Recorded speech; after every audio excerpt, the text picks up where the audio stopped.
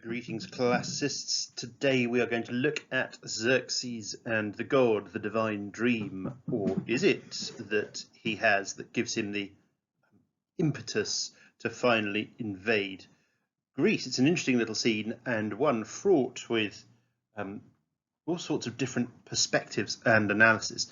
It has been argued by some scholars that actually this is supposed to represent Persian political cunning and trickery, and that Xerxes doesn't really have the dream at all. Obviously, it's got other divine connotations as well. So it's an important and interesting little scene, Xerxes and the god, in inverted commas. So, in order to understand a little bit about the accuracy of Herodotus and the nature of Persian society, we need to understand Persian religion to a degree. Our understanding of Persian religion from Herodotus is a little bit complex. There's some inherent contradictions, and I think it's pretty safe to say that Herodotus doesn't have a complete understanding of the nature of Persian religion. So I think we need to try and have a look at it from a sort of outside perspective and see if we can see whether Herodotus is telling the truth, making stuff up, or to be fair to Herodotus, what he often does is simply report stories, and we need to be a little bit careful there, because sometimes Herodotus will say, I have heard that the Persians do this, blah, blah, blah, blah, blah. So he's not saying they do, he's not saying they don't, he is simply reporting stories for his audience to make up their own mind. Anyway, what I'd like to do now is have a look at this video on Zoroastrianism. So this is Zoroastrianism in a broader context, not necessarily very specific to the Persians in Herodotus, but it's a world religion that's interesting to know about, and it's very often sort of ignored and forgotten, and it is older than Christianity and probably the forerunner of many kind of Christian traditions and intellectual ideas. So it's important to have an understanding of it. So watch this, take notes, and then come back to the video. Good. So just a few very, very big kind of ideas about Zoroastrianism, and Persian religion in Herodotus that we need to know. So first of all, I think this is widely acknowledged to be Persian religion between 600 BC to 600 AD. It does vary. The degree to which you could describe Darius and Xerxes as genuine Zoroastrians is complicated, and we're never truly going to know the answer to it. But it is, an interesting point nonetheless. This was more or less the religion of these people for 1,200. No, was that 1,000 years? No, 1,200 years. So it's it's been a kind of fundamental belief of a very large proportion of the world, and it's sort of disappeared. So it's interesting to know about. Now, Zoroastrianism is monotheistic, so as much as any religion really believes in one god. But I think let's keep it simple. Let's not drift off into a kind of religious studies debate. Let's say it is monotheistic. There is one god. Like Christianity, there is one god, but there are also angels and devils and things like that.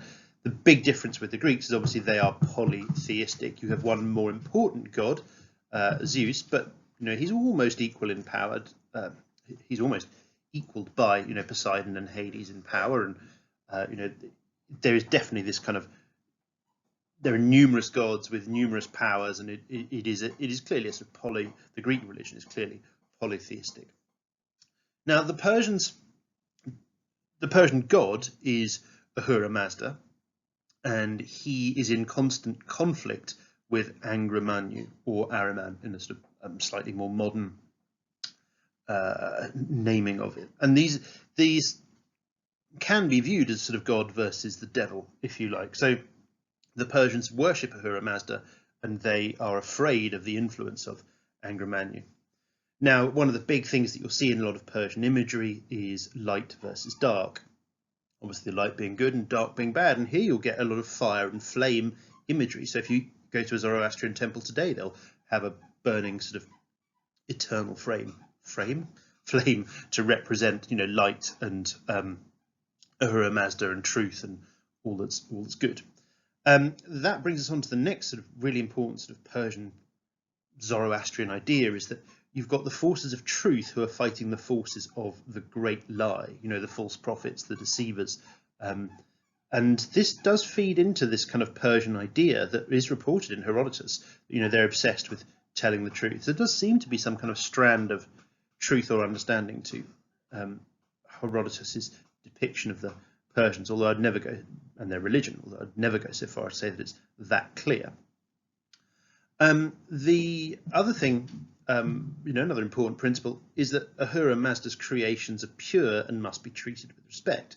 So, in theory, Persians should be deeply respectful of the natural world. So, rivers, mountains, gardens, forests, all of these things. These are the creations of Ahura Mazda, and they must be respected. Doesn't mean they can't be used, but they need to be used in a respectful way. And we'll see that Xerxes absolutely doesn't do that later on. So perhaps that's a demonstration that Xerxes is such an awful person, even breaking the traditions of his own religion. So the other things that we get from Persian religion, Zoroastrianism, that really feed directly into Judaism and Christianity is paradise, heaven, and hell. So the idea of paradise is a sort of Persian concept, and the idea of going to heaven if you're good and going down to hell if you're bad is really well defined in Zoroastrianism. It's a bit weird and wobbly with the Greeks, isn't it? If you're really bad and offend the gods, you go to Tartarus. If you're super amazing, you go to the Elysian Fields. But for most people, you're wandering slightly meaninglessly through the underworld. But for the Zoroastrians, there is this real heaven and hell that affects everyone, and light and dark, truth and lie, all that kind of stuff. You can see how a lot of Christian ideals about the devil. There's currently a fight between light and dark going on. Sweetie, no. Sit. Thank you. Angra Manu, the great deceiver. Sorry, she's chasing the cat. There you go.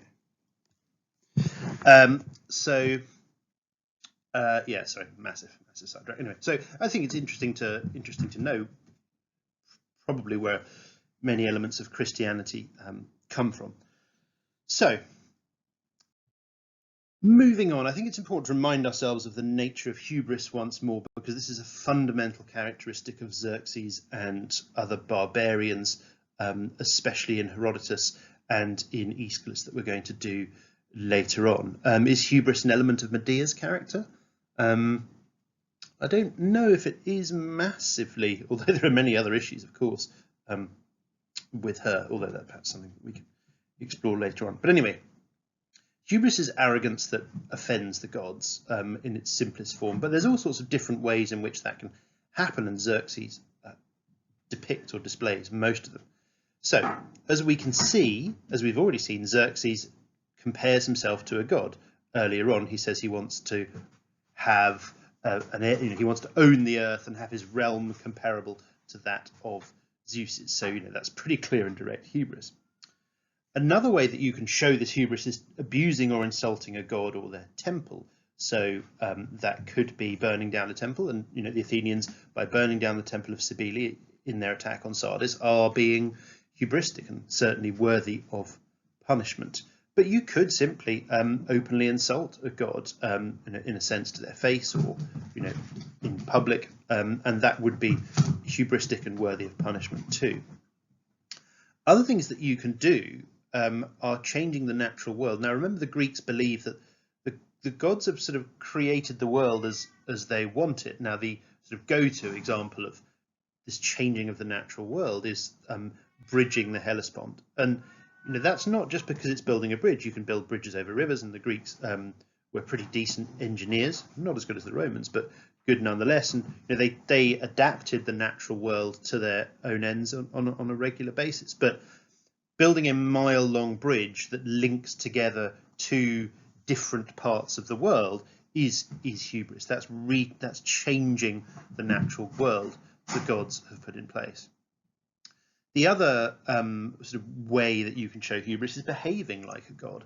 So dealing on a size and on a scale and trying to acquire as much wealth as a god. And Xerxes does this all the time. He summons the hordes of Asia, so he empties this whole vast continent of every single kind of adult male in order to invade a couple of Greek cities. He strips places bare of all the food. He drains rivers dry. He behaves on a godly scale when he is not a god. And finally, another element of hubris, I suppose, but it's very much a sign of the barbarian, is ignoring or misreading divine instructions. And we see Xerxes doing this on a regular basis. So partly because people below him are too scared to tell him of negative portents. Remember, Onomatocritus only tells Xerxes good oracles, doesn't tell him bad ones. But we see Xerxes at other points. There's an eclipse that the Magi misread. They think it means to go and invade Greece, and Xerxes agrees with them, but actually it's really a sign that they shouldn't. So ignoring or misreading divine instructions is I think it is hubristic, and it is a key aspect of barbarians. Now in Herodotus, remember, Greeks do it too. Greeks do all of these things, in myth, in legend, but to a much lesser degree, and very, very minor compared to the Persians. And I don't know they would go so far as to changing the natural world. So all of these things are absolutely barbaric characteristics, although we need to be aware that there are some Greeks who do show them and who are punished. Thank you. You're going to be quiet now. Right. Is she going to be quiet? Are you going to be quiet, sweetie? There we go. One of the reasons she's so excited is because Loki is up there on his cat tower. So anyway, I think we're getting distracted from this one. Okay. So what I would like you to do now is have a look at Herodotus 7:12-13. So read it. And as always, we're identifying key elements, key sentences, key phrases that help us identify barbaric characteristics. So what's the difference between Greeks and Persians? Really, especially with a focus on Xerxes' characteristics. So how do these things characterize Xerxes as a barbarian? So read 7-12, come up with as many ideas as possible. Now we are doing, when I go through these things, I'm highlighting, some of the key points. There's always more. Will you two shush? There's always more, and so you mustn't just keep it to this as a minimum. Push yourselves, go a little bit further. So, shh. So pause the video, read 7:12-13, and identify key points. So Herodotus in 7:12 does make the point that this story is all reported by the Persians. So it's a subtle point, but he is not necessarily saying he believes all of this and all of this is true. So this can be interpreted, as I was saying before, as actually a sort of reporting of Persian political trickery. Xerxes puts forward an idea that actually turns out to be a little bit unpopular. He still wants to do it, so he says, "Oh, I had a dream from the gods that said I have to do it. So sorry guys, it's off to invade Greece." So you can read this as really sort of political machinations rather than religious ones. So let's have a look at 7:12. So I think some of the key points are he came to the conclusion that it was not in his interest to invade Greece after all. Now this is interesting. Xerxes is just constantly changing his mind because he's young, he's full of passion, there's no order and discipline to his mind. So he changes from extremes to I would have killed Artabanus for suggesting that we don't invade, to actually going, oh yeah, you know what, you're right after all. Now this is extreme emotion, and this is again a classic sign of a barbarian, but also a classic sign of a tyrant. So you can imagine a tyrannical barbarian has this vast kind of range of emotions. And we then get onto a very sort of interesting scene with the god, and it's not clear which god this is. Is it Zeus? Is it some kind of Persian god? Obviously, Herodotus believes that the Greek gods are the true gods, although with Greek religion, remember, there isn't a fixed understanding of how gods are, really. So Herodotus is quite happy for there to be a sort of slightly Persian-y manifestation of Zeus who's doing this. The fact that it's not a named god could again be simply just a reporting of the story. So we can interpret it in all sorts of different ways if we like. But anyway, we've got this god, we've got this spirit who appears to Xerxes in a dream and then says, "Why change your mind, Persian?" And again, this is pointing to a kind of flip-flopping of Xerxes' sort of political decision-making, his ever-changing kind of characteristics. But the fact that it's a god now pushing him forward is interesting. What are we to make from this? You can certainly view this as a sort of the gods pushing a tragic figure to their destiny. So remember, the gods will often push tragic Greek heroes into committing these appalling acts in order that they be punished. They have no choice about whether they do some of the awful things that they do. Think back to the Odyssey, where without wishing to dive into the complexities of the fate and free will discussion, Odysseus is set on this kind of path of fate, and if he was trying to stray too far off it, then he would be pushed and nudged back by Athene or the gods. And is that actually what's happening here with Xerxes? He's on this path to invade Greece and be destroyed, and he's about to walk off it. So a god or the gods intervene because it's a part of fate and destiny. So Xerxes then goes on and interestingly says, "I acknowledge he was right, it was my youthful temper, blah, blah, blah." So, he's actually referring back to Artabanus at this point and agreeing with Artabanus. So again, we've got this, the person who he was about to kill, he now goes, "Oh yeah, that he was right." But the god isn't happy with this, and so is driving Xerxes to try and change his mind. So once Xerxes has communicated this sort of change of mind to the Persians, we're not going to invade Greece after all, they're all super relieved and they prostrate themselves before him. So this idea of throwing themselves on the floor, showing his superiority and wisdom. And remember, this is almost exactly their response to his previous decision. So whatever decision Xerxes make, the Persians throw themselves on the floor and tell him what a wonderful decision it was. So we're seeing a kind of inherent contradiction within Persian society here as much as anything else. So the god's putting pressure on Xerxes to change his mind, but he's not doing it yet. So moving on. So same thing, pause the video, have a look at 7:14 to 15 and see if you can identify kind of key points, key areas, key things that help us understand the difference between Greeks and barbarians, the key and essential characteristics of Xerxes, and so on and so forth. So have a read and pause the video for 5 minutes. So there's a few interesting things here. So 7:14, Xerxes falls asleep again and is visited by the god once more, whose threats and demands that he actually continue with the invasion of Greece are made a little bit more explicit and a little bit more clear. This time the god's angry and says, "Are these words spoken by some nobody?" So the god is starting to get cross, and then the god reminds Xerxes of the power of the gods. If you invade, you will be brought up to greatness, and if you refuse, in no less swift a time, you will be cast down again.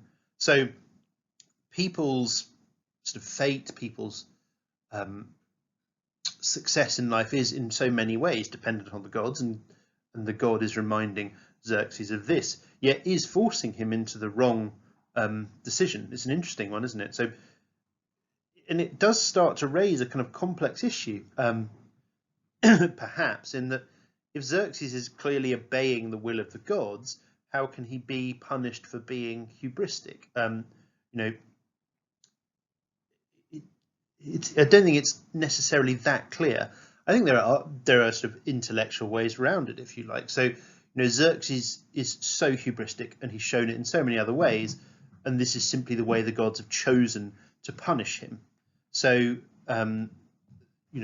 it's not a contradiction in that sense. Yes, he's obeying the will of the gods in this particular area, but he's being punished for the hubristic way in which he's behaved previously, and the hubristic decisions that he will make when he invades Greece. So perhaps there's no contradiction. Perhaps there is a contradiction. Perhaps Herodotus is just exploring the complexities of dealing with the gods. You can sometimes do exactly what you're told by the gods and still be punished for it. Remember, the Greek gods are not necessarily that fair or that moral or that consistent. Those are what we look for in a god, but it's not necessarily how things manifest in the ancient world. So, moving on, Xerxes, when he's visited by the god again, gets thrown into a panic and goes to speak to Artabanus, who, thank you, and Xerxes says, they come up with the plan of Artabanus, wearing Xerxes' clothes and sitting on the throne to see if the god visits Artabanus to deliver the same message.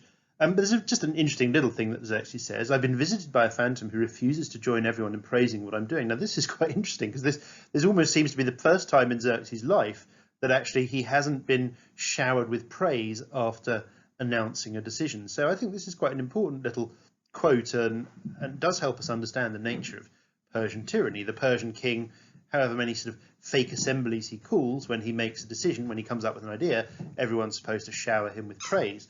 So when someone doesn't, he's almost at a kind of, he almost emotionally falls apart. Artabanus agrees that, fundamentally at the end of it all, Artabanus agrees with the idea of dressing up as Xerxes. Thank you.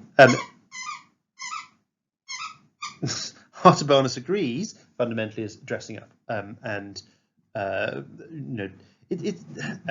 conducting this experiment, if you like. And he does say, now, if it is a god sending this dream, then the dream will appear to me. So there's a little bit of an element of sort of Greek logic and experiment, and they are trying to think their way through it in some ways, in some senses. So I still think we're looking at almost the ultimate in barbarity, but there are attempts at being rational people. There are little elements of perhaps trying to be Greek, but perhaps because they're Persians, they can't manage it.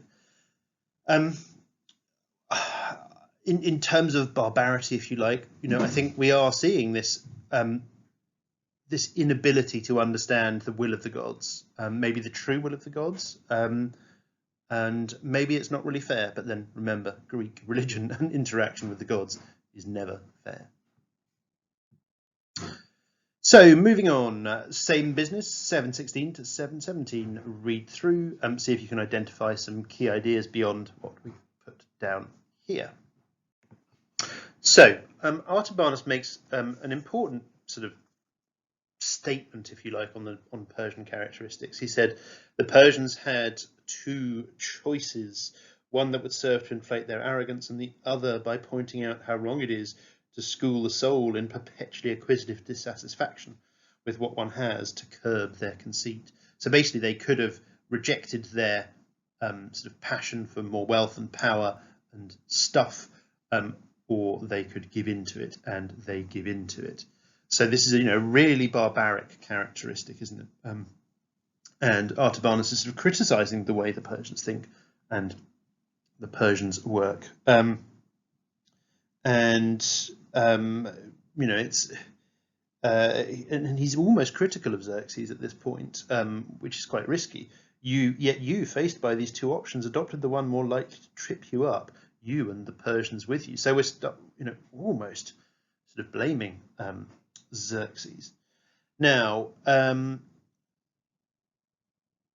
Xerxes is sort of talking about the dream after that, and this sort of intervention from the god, and Artabanus again introduces an element of sort of logic and truth to this all. Dreams are likely to be the thoughts we have during the day. And again, this is possibly hinting at this idea that this is sort of Persian political manipulation or propaganda by Xerxes and the Persians. I mean, you can read it at face value if you want. This is a dream. This is what happened, and this is why one of the reasons why Xerxes invades. You can sort of dive beneath the surface and say this is a kind of demonstration of the way Xerxes is manipulating the Persians, because he sensed that some of the things he's done may not be that popular. Is he even that aware? Anyway, so the god appears again and really reinforces this issue. Your punishment for attempting to divert the inevitable is certain. So Xerxes is not being given a choice by this, and neither is Artabanus. So Artabanus has finally agreed to dress up as Xerxes. The god visits and says this, do not divert the inevitable, or you'll be punished too. So both Xerxes and Artabanus are seemingly being driven by this god to invade, even though after the debate they had decided not to. So can we blame Xerxes? I think we can, and I think Herodotus does, but there's certainly a little debate or argument to be had. Now, just a couple of things to think about quick activity with Artabanus. To what extent would Herodotus have known the truth about what happened between high-ranking Persians? As we've talked about a bit before, he wouldn't. Herodotus might have met some Persian veterans of the war. He lived in Halicarnassus, after all, which was a mixture of Greeks and Carians, who are a sort of barbarian race. It's not impossible that he would have met some Persians.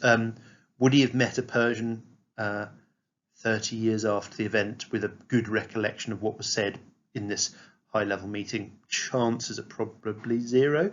So Herodotus is putting words into the mouths of these individuals that best help characterize them and their values.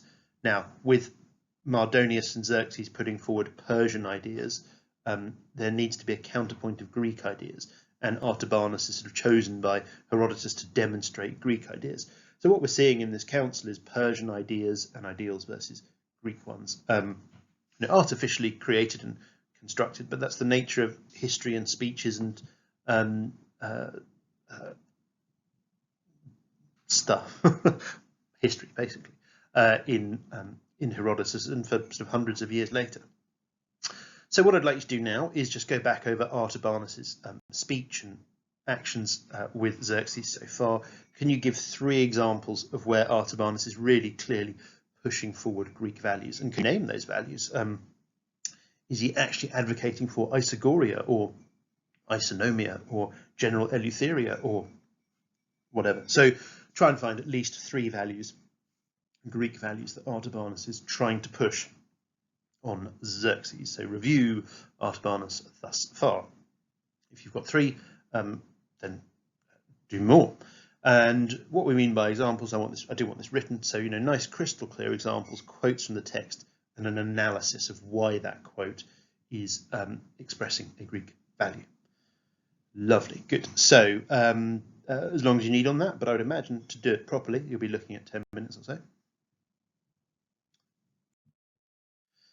So moving on, we've got our last little bit, 7:18 to 19. So again, pause this, spend 5 minutes just reading 7:18 or 19, picking out key quotes that help us identify the difference between Greeks and barbarians, the characterization of Xerxes, or just significant quotes or events that that demonstrate general principles of the course so far.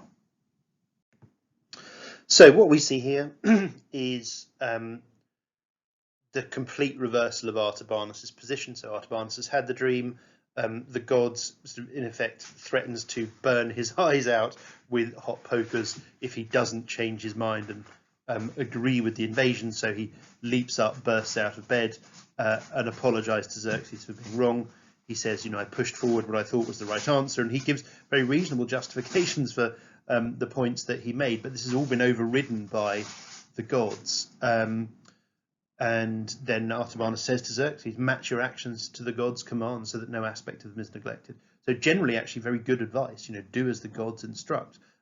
However, ironically, perhaps in this case, it leads to Xerxes' total destruction. So Xerxes then sort of changes his mind, decides to invade, supported by Artabanus and Mardonius, and the whole sort of enterprise is really kicked off.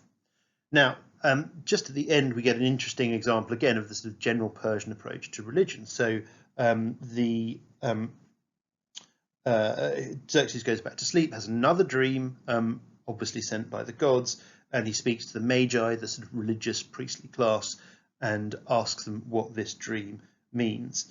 And the magi interpret the dream as to say the entire earth would be his slaves. Now, we know this is not true. We know Xerxes is defeated, and actually the Greek parts of the world and a few others are actually liberated from the Persians.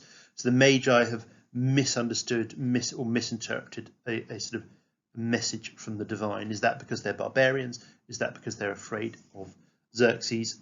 Or is that because this is what the gods will? And maybe this is such an important event in world history, if you like, the Persians invade and are defeated by the Greeks, that the gods are all working together to make sure it happens. Now, Xerxes then gathers his army, and it's clearly a kind of thank you. No, do not chew electrical cables. It's clearly a very, very hubristic thing. He is acting like a god, and he's being completely excessive. So he's not recruiting, a sensible number of people from, the lands he controls. He is ransacking, plundering, pillaging every corner of the continent. He is emptying Asia of young men in a sort of gesture of mass excess and power and control, and it only gets worse from here on in. So, a couple of questions to jot down a quick paragraph on to think through. Look at Herodotus' description of Persian religion so far and the behaviour of Darius and Xerxes. To what extent does Herodotus truly understand Persian religion? And another question, to what extent does Herodotus depict the Persian approach to the divine as barbaric in this little episode? And it's not entirely barbaric, is it? They do seem to be trying to understand the will of the gods. So a couple of paragraphs on each, and then you are done. Excellent.